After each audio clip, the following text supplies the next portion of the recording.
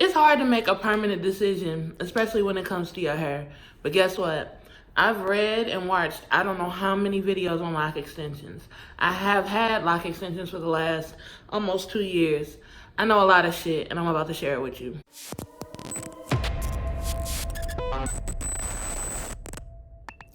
What's up, y'all? It's your girl Soleil. So let's get right into it. Lock extensions. You're trying to make the decision. You want to be informed. You want to go about this in the right way. So this is how I went about it and takes you through all the information I learned. So let's get started with you. How do you want your lock extensions to look? Do you want them small, smaller like mine? I have 120 locks. Or do you want them larger? Larger in spacing, thicker locks would mean you'd have less locks. So you have to decide around how many locks you want. How thick do you want them?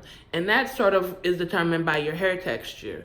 But you also need to consider length, and then get some pictures together. Like I'm gonna say 3 or 4 good pictures showing of what you want your locks to look like, length, color, width, the thickness, all of those things. So you're ready when you go to your loctician. Do not, and I mean do not, go to your loctician and have all of these crazy things going on in your head and you're not really sure, you're still really indecisive, because these people get a lot of contact and a lot of messages about lock extensions every day. And they can't answer all those damn questions. And I've been seeing some locticians getting a little annoyed. I mean, I'm sure they love their customers, but at a certain point in time, it's like you have to make the decision for yourself. They can't make a decision for you.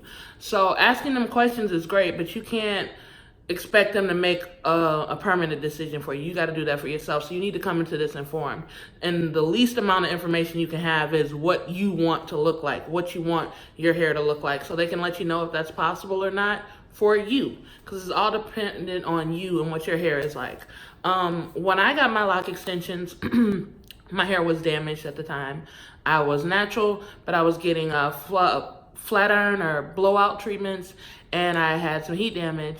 So my loctician was able to tell me at our consultation if I was even a good candidate, and if the pictures and the things that I wanted were even possible with my hair.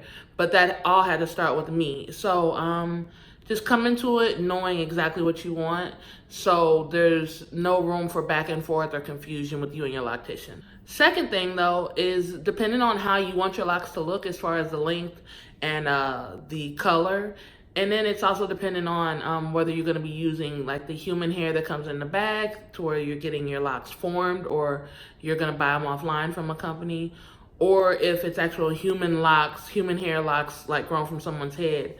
That determines the cost. You need to know that that decision about the length and all of those things, the number of locks, that determines the cost and the budget. So if you want your locks smaller and if you want them longer, smaller meaning there's going to be more locks, and longer meaning it's just long, it's more hair. The hair is going to cost more, whichever method you go, whether it's the real hair or it's the human hair in the bag or whatever.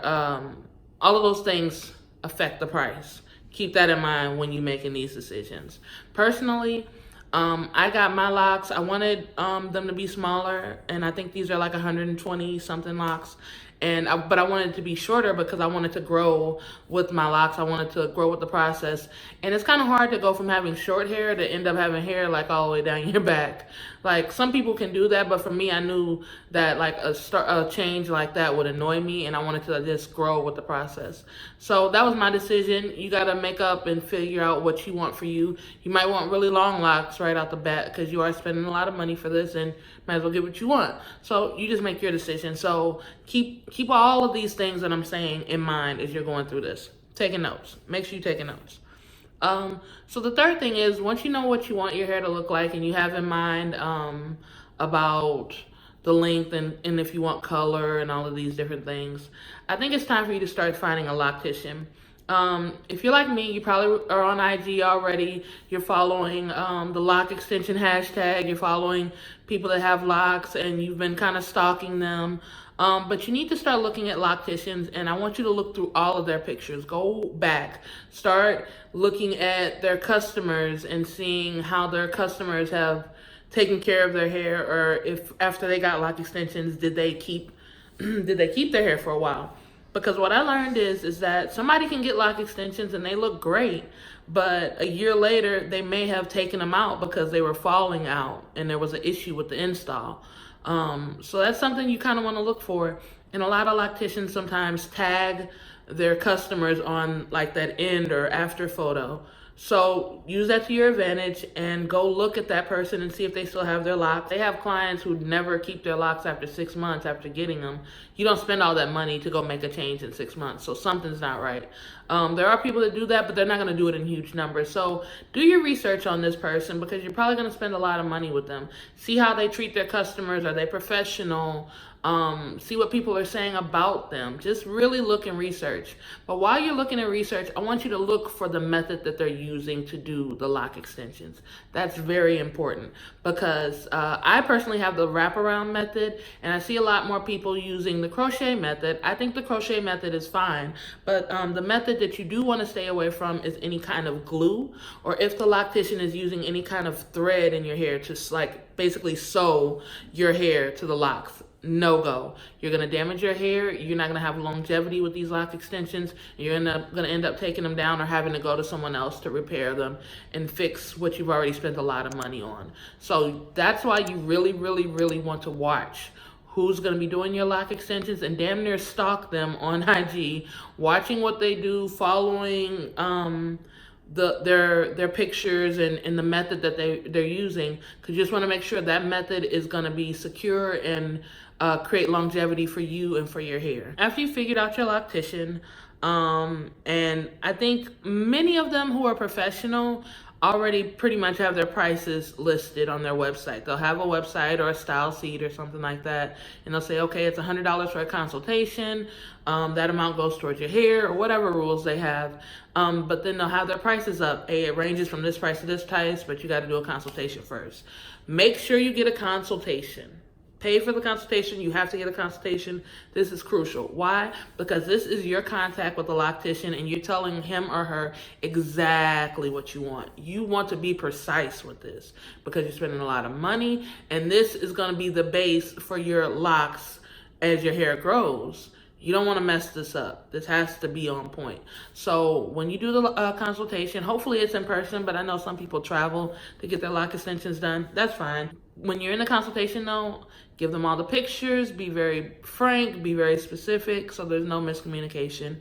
Find out what method they use. Do not let somebody glue some damn locks or sew some locks in your head. Your hair is going to be fucked up. So make sure they don't do any of that. If they do, walk out of the consultation. They are not the loctician for you. I'm telling you. Just like, I want to really stress this, because my loctician does a lot of reworking of people's locks.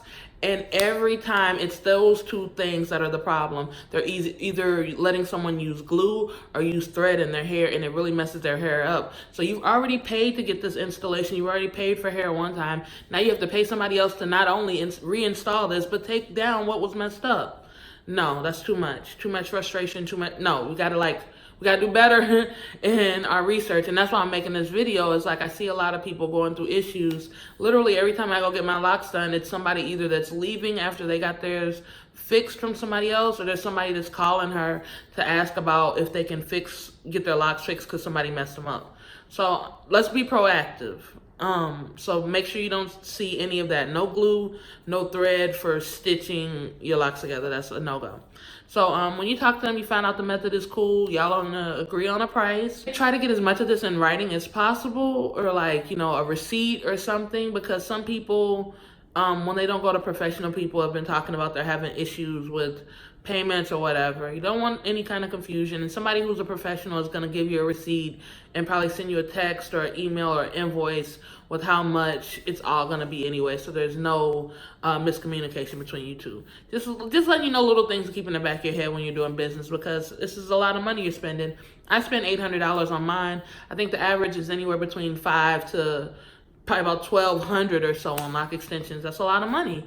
So you just want to be sure you're doing things right and you're handling business the right way. So once you find out your loctician, you guys set up a date.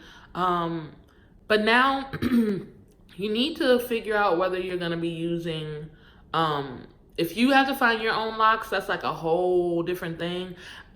What happened with me is my loctician found my locks. She got them from someone who cut theirs. She washed them and detoxed them and prepared them how she felt they should be.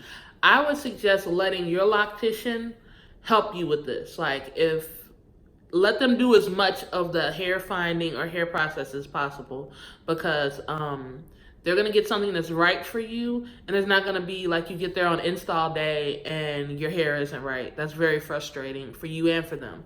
So some people are buying their hair already formed from places offline. I have no experience in that, so I would just say make sure you're working with reputable people and talk to your loctician about what kind of hair you should buy and get their recommendations. And pretty much I would say, if you can, go with what they're recommending so you don't have any confusion or frustration.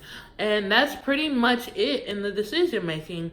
A little like asterisk, or what I would also say is, make sure as you're preparing for this to like take it slow if you need to. It's not a quick decision, and you're not going to have these for 5 minutes. You're doing this because you probably want to have them for the rest of your life, or at least 5-10 years. So this is a big decision to make. Take your time, research, look at a few different people. I just happen to know my loctician for years. She had done my hair with other styles and retwisted some faux locks that I had. So I already knew who I wanted to do it when I really made the decision. So, but I don't know how long it would have taken me. It would have probably taken me some months to really like go with someone, because I need to look at how you do hair and everything. So don't feel like you're rushed, because you're not. And I guess the other thing is, start to get a regimen in your mind of how you're going to take care of your locks. I've done another video about lock extensions, about how I care for mine. So go watch that. But you need to start, you probably need to get a scarf that's going to be big enough for your hair. I use rose water and vitamin E oil. Like I said in that video, I'll explain that. And some other things for my scalp, but not too many. My regimen is pretty small. I don't do a lot of stuff with my hair. I don't think like putting a whole bunch of chemicals and everything in there is necessary. But you also need to know that like things like lint, you're gonna find out more and more about lint when you have locks. I really didn't have an issue personally with lint before I had locks, but now that I have locks, it's a big issue. So I do things like wear a scarf and a silk pillowcase on my bed to help with that. Those are things that you kind of need to prepare for, and start maybe researching about caring for locks and what people say that have locks. Start talking to people that have locks and see what they're saying about their locks. Let me know what you decide. Do you want locks now? Are you gonna get them? Let me know in the comments. Like, let me know who you're choosing or what methods or whatever. I really want to know about everybody's journey. I hope my video helped. I hope I gave you enough information to make your decision. And I'll holler at y'all later.